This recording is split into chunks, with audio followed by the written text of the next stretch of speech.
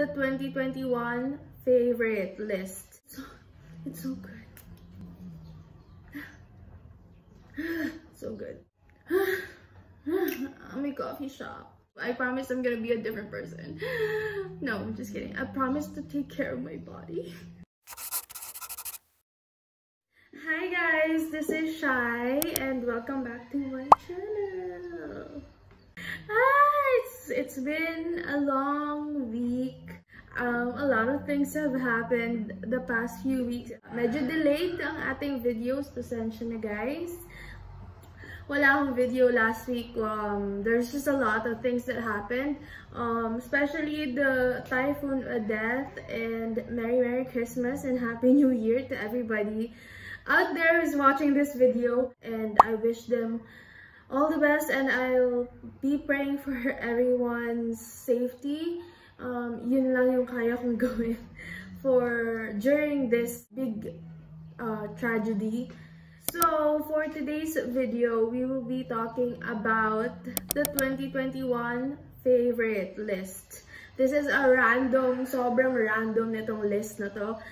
There's food, there's makeup stuff, skincare. So konti lang to. I made 10 that stands out the most with my favorites.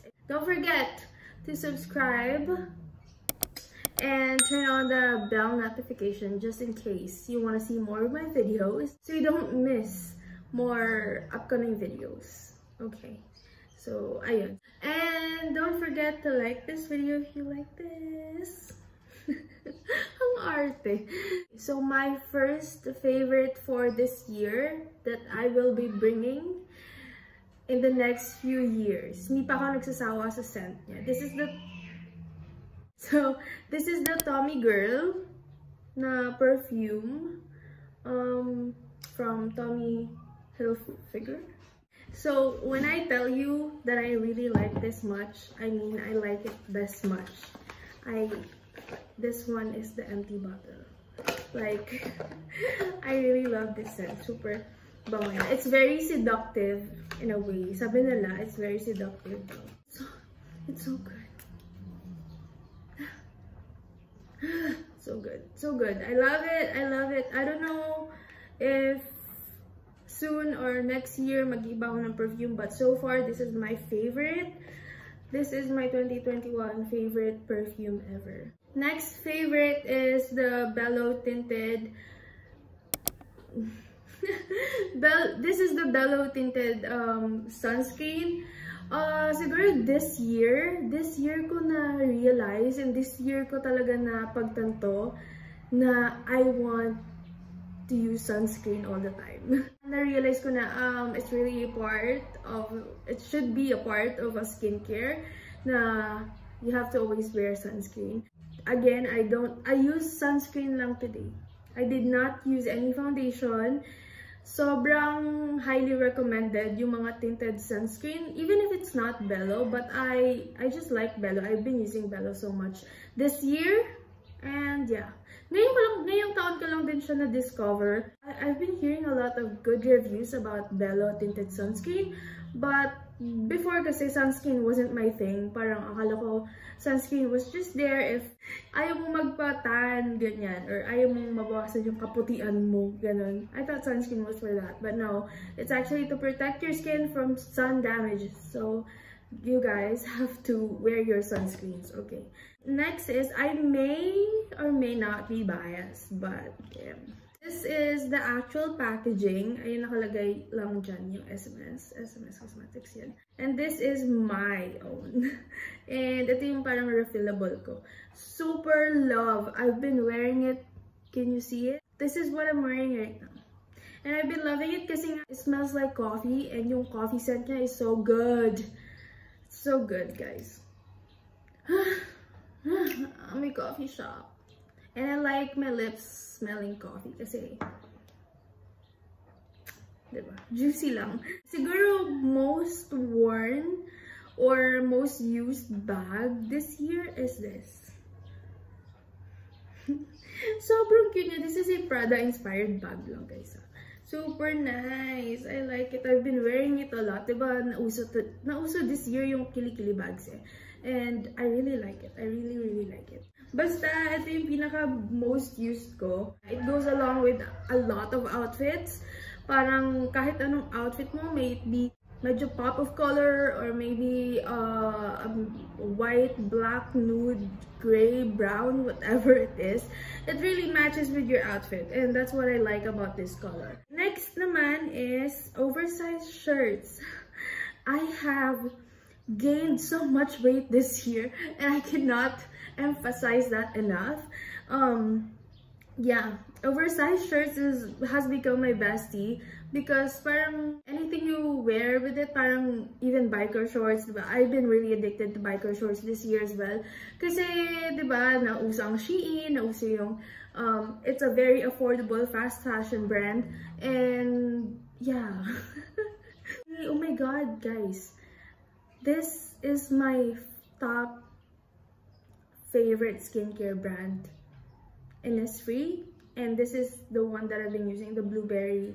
Etong blueberry cleansing something nila, ginagamit ko yon. And this one is the rebalancing skin for like a toner vibe. And this is so good. Like, this works so good with my skin tone.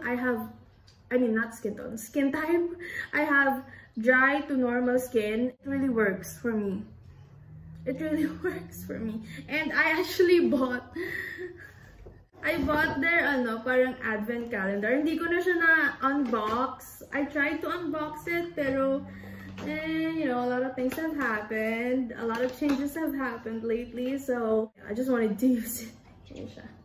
Super cute. This is the Innisfree advent calendar, and it has 12 days. I don't know if it's still available, but we got it for 1,400, I believe. Ganyan. This one, I've been using it. This is not available in the Philippine market ng Innisfree, but I believe sa Shopee ko kasi siya nabili. Innisfree na official shop sa Innisfree. I don't know kung saan nila kinukuha yan, but I got it from there. And sabi nila hindi daw available here in the Philippines. So parang weird kasi, what? But yeah, hindi daw siya available sa mga local stores or mga you know, stores, mga pop-up stores. So if you want to try this, then you might want to get it from Shopee. Next is, okay, so this has become one of my weird, I don't know, 2021 obsession. Jayco donuts. And I'm telling you this fats right here, that yes, that was from Jayco donuts. Ewan ko bakit ako nahilig lately sa donuts or sa Jayco, but I know ang tagal na ng Jayco, ang tagal na ng Jayco, but yeah, this year ako nag-indulge, as in nag-indulge talaga sa Jayco na parang I can eat like mga 4 pieces in one sitting, ganyan. Tapos, you know how much calories one Jayco donut has? Siguro mga nasa 300 to 400. And you eat 4, above na talaga siya sa calorie na dapat kinakain ko. Yung 4 pa lang na yun. Then I have to eat dinner, then I have to drink coffee. You know how much calories this white mocha ng Starbucks has? Like, that's like 500 to 600. So, that's crazy for me because I know I gained so much weight this year. Damn it. Next! Okay, so we have to stop the food indulgement in 2022. I promise I'm gonna be a different person. No, I'm just kidding. I promise to take care of my body. Again, 2021, the next favorite thing is of course Cheeky. You have met Cheeky in my previous haul video. And let me tell you, this is like one of the most proud moment that I bought for myself. Okay. Kasi it really helps with my, when I'm sad or when I'm not in the mood and I just cuddle with him, with her. She's bi. Yeah. Bye, Cheeky. Bye!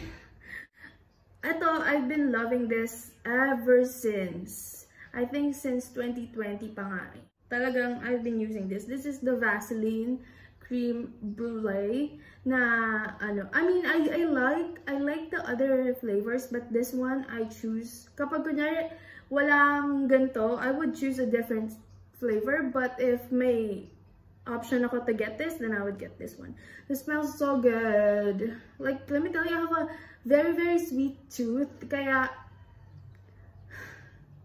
these kinds of smell really resonates in my personality. Sure. I've been using this one because I have a very chapped lips. I have a very dry lips, including my skin is very dry. Like, let me tell you, sobrang dry talaga niya. Especially kapag dry season, yung sobrang init. Oh my god, my skin! Hindi ko ma-explain. Next is obviously the very last one. A lot of people know this. Even you guys know this if you follow me on Instagram, which you may follow me on Instagram. It's white mocha. I've been obsessed with white mocha, and I told you how much calories it has in one venti sized cup ng white mocha, and I think I have to leave that behind because it's just too much indulgement. I have been indulging with so much food this year, and I feel like it affects my mental stability as well. You may not know it, but it does. Too much sugar, too much salt can cause a lot of things in your own brain. So yun. Yeah, that's the last one that I've been indulging. That's the last favorites of 2021 is white mocha, and a lot of you guys know that. And I have to stop drinking anything with milk and cheese because I am lactose, and I thought before parang it's okay, I have lactate fast naman, diba? Parang if I want to eat something, but it actually like destroys my metabolism, and that just sucks because I'm not comfortable anymore. So yeah, I hope you guys had fun listening to my little vent and 2021 favorites. I hope you guys enjoyed this video because this video is the last video of my channel this 2021, and hopefully by next year there's a lot of blessings for everyone. I wish everybody to be safe right now, and let us be mindful of our surroundings and our words and our expressions towards other people, because again guys, COVID is still here. Typhoon Odette, you know, have done a lot of damage in our country, so let us be mindful with what we post, what we say, and you know, just everything. And that is it for today's video. I hope you guys have a very wonderful Christmas, kahit na alam naman natin. I hope you guys enjoyed this video. If you did, make sure to subscribe, like, and don't forget to hit the notification bell. Don't forget to hit the bell button right next to the subscribe button, kasi so you don't miss my videos next time. If you guys enjoyed, bye!